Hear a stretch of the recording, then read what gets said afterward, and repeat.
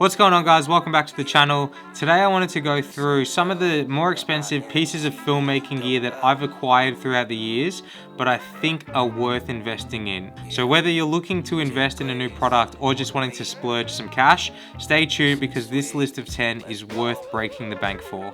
Starting off at number 10 are my Nanlite Pavo tubes. I bought these lights about 2 years ago, and truth be told, I didn't actually get to use them for the first 6 months or so of owning them. I tried to get them involved on almost every shoot I had, but they just weren't practical for what I was shooting at the time. Now though, I use these lights as often as I can. Whenever I'm shooting an interview or if I have a shoot that I can get a bit more creative with, these lights are always one of the first things that I pack. They're actually being used right now. You can't see them, but I've got one to my right, which is sort of acting as a hair light, and then one in the background, which is acting as a practical light for that lamp. Here's what this shot looks like without these lights switched on. Huge difference, major difference. Some people like this look. I'm seeing it through my monitor. For me, I love being able to just light up the background, have a hair light, add different variety of lighting throughout my shoots. They're such practical lights because the form factor of them being tube lights means you can take them anywhere. You can honestly mount them anywhere, especially if you get the magnetic clips that I have. The mounting possibilities for these lights are pretty much endless. Let me switch these back on because I'm not a fan of how this looks. Moving on to number 9 are my Sony XM4 wireless headphones. I've popped these on the list because noise cancelling headphones for me are a must. If you do any sort of traveling, you already know that noise cancelling headphones are essential. But even if you work in a quiet environment, I think being able to put on headphones, get that noise cancelling feature on, allows you to get a lot more in tune with your editing and your sound design. I can hear the sound effects a lot more when I've got noise cancelling headphones on, and it allows me to know what to add or what to get rid of. Coming in at number 8. Now these might be a little bit controversial because I know that there's a lot of people that think there's better quality for cheaper. But nonetheless, my number 8 are the Polar Pro ND filters. The VND PL Mist filter to be exact. I just did a video comparing this filter to the everyday filter, and I really got to see how special this filter is. It's certainly not cheap. It's definitely one of the most expensive filters I've ever bought, but I do think that you're getting what you're paying for. Coming in at number 7 is my DJI RS4. I had the RS2 previous to this, and I was really starting to see the wear and tear on that gimbal. I'll see if I can throw up a video here, but basically every shoot I had, it started spazzing and just having a meltdown, it seemed. It would just fling the camera from up to down, left to right, doing everything a gimbal shouldn't do. And so I needed an upgrade. The RS4 came out and I honestly couldn't be happier with it. I've heard a lot of people saying that the RS3 is just as good. So if you can get that cheaper, they're obviously DJI are just the best, so the RS3 is going to be equally as good, I'm sure, but I'm stoked with the RS4. The locking feature that I know the RS3 has is honestly something I overlooked when buying it, but it's awesome to have, and I definitely notice how smooth this gimbal is. So that is number 7. Expensive, but definitely worth it. Coming in at number 6 is probably one of the cheaper options on this list, but it is my Atomos Shinobi 6. Now the reason this is on the list is I previously went for a budget option monitor. It was the Feel World 7-inch something. I can't remember exactly, but it was a lot cheaper than the Atomos monitors, and I thought it's just a monitor. I just need to see what I'm doing on a bigger screen. Definitely a bad mindset. Having a good monitor honestly makes you want to use it more. That Feel World monitor I had, I never wanted to put it on my camera. It was so big, it was clunky, the batteries were massive and they barely lasted, and it just looked really average. Like the quality of the monitor that the image I was seeing didn't look good, and it's quite demotivating when you're seeing the image look bad because you're wondering, what am I doing wrong? So I upgraded to the Shinobi. It is everything I needed. It is everything I hoped for with the Feel World monitor. Small, fits nicely on your camera, it's not too heavy, and most importantly, it does what a monitor should. This one checks enough boxes for me. Buy it nice or buy it twice. This one is worth investing in. Coming in at number 5 is the Sony 24-70 G Master version 2. If there was any product on this list I wish I bought sooner, it would be this one. I had the 24-70 version 1 prior to getting this lens, and I thought it was good enough for me. I didn't really want to invest in getting a second lens when I already had the first. I'd seen what people were saying about it. The sharpness was a little bit better. It was definitely lighter, and there was a couple new buttons on it. I didn't think it was worth investing in for me at the time, but I was wrong. This lens is such a game changer, especially if you use gimbals. Calibrating gimbals is already annoying enough, and having a lens that doesn't want to cooperate is just a recipe for disaster. With my version 1, if I calibrated it at 35, as soon as you go to 70, you need to recalibrate it or the gimbal's going to have a hard time unless it's brand new. Towards the end of my gimbal, I literally would have to calibrate it every time I wanted to zoom in. This one, there's barely any weight difference. If I go from 35, see if you can see that. If I go from 35, there's honestly barely any weight difference. It's honestly magic how they've done it. So this is number 5 for me, a purchase I wish I invested in way sooner. Definitely worth getting if you're coming from the 1 and you're needing a lighter lens. Even if you're coming from the Sigma, I know the Sigma is a lot lighter, but this is the lightest one out there, I'm pretty sure. Definitely you can feel it, and I don't need to tell you how good it is having a light lens. So if you're sick of your heavy lens, worth investing in. Okay, coming in at number 4 for me is the Tenba Cinelux 24.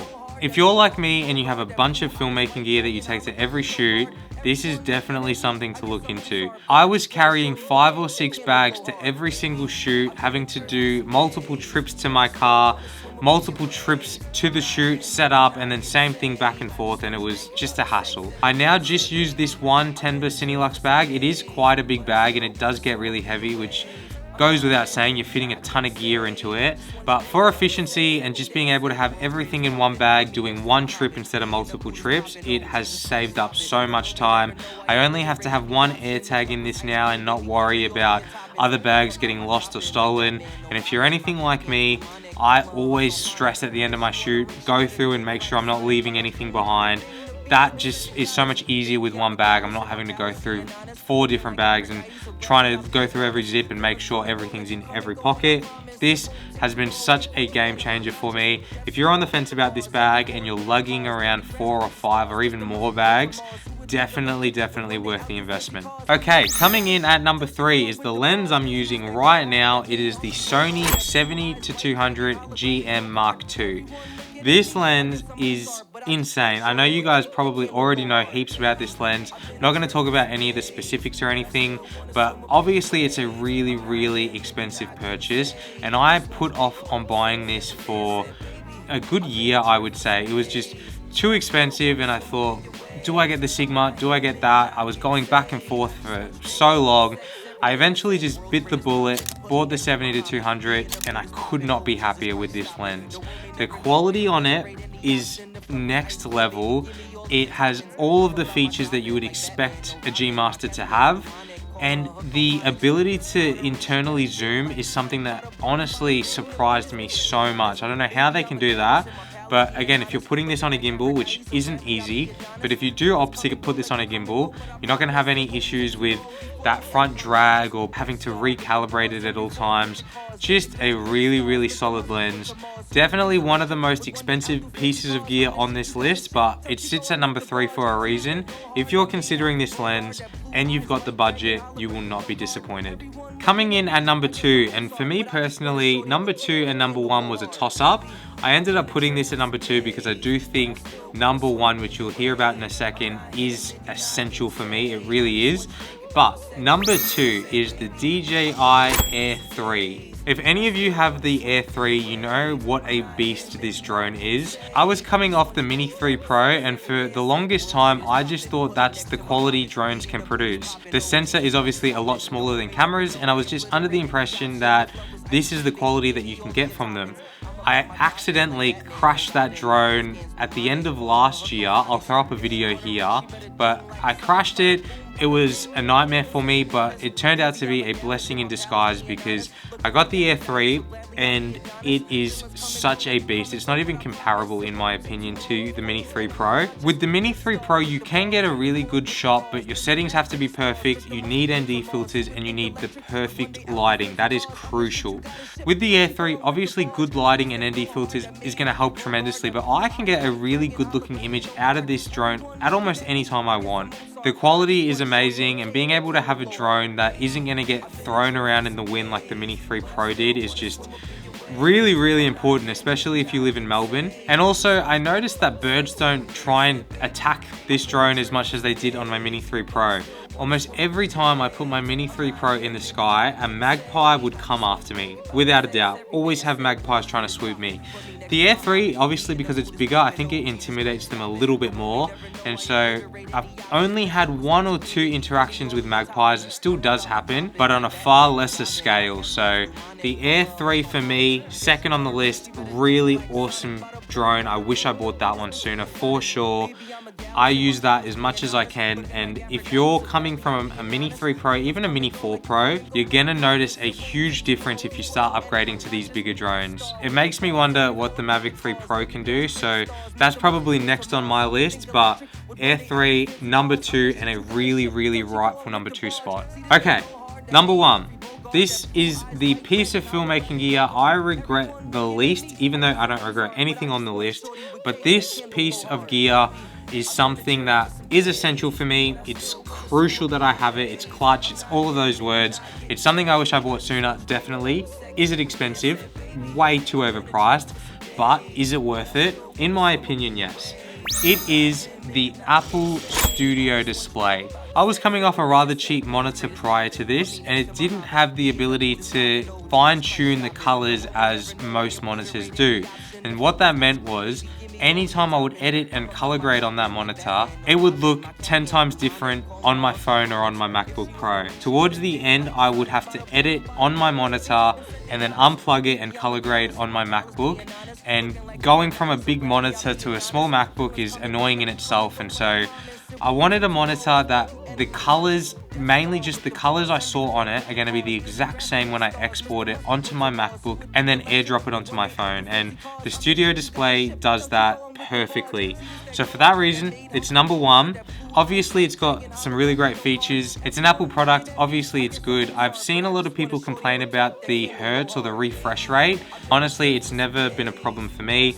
Maybe if you're a gamer, that could be a bit of an issue, but if you're doing video editing and you need the colors to just look the same as your MacBook and your iPhone, this thing is going to do that obviously tenfold. It is so nice to have a nice big clean display. It looks great, the quality on it's incredible, and I just know whatever I export is going to be the exact same as my phone and MacBook Pro see. So for that reason, it's number 1. It has been essential for me in my editing process. I can't explain to you how annoying it is to have a monitor that doesn't cooperate and it looks different to what you're actually going to see later on when you export it. So that is it. That is my list, my top 10 pieces of filmmaking gear that broke the bank, but I do not regret in the slightest. Tell me what you guys think. Are there pieces in there that you would have switched the order? Are there pieces in there that shouldn't be in there? Interested to hear what your guys' thoughts are. These are pieces that have really impacted my filmmaking journey and honestly help on every single shoot that I'm a part of now. Even though they cost an arm and a leg, I don't regret them in the slightest. So that's it, guys. That's this video done. I hope you guys enjoyed it. Make sure to hit the like button, subscribe, stay tuned. I've got a bunch of videos coming soon. I will see you in the next one. I've been adrift for some days, but I still want to swim up in your waves.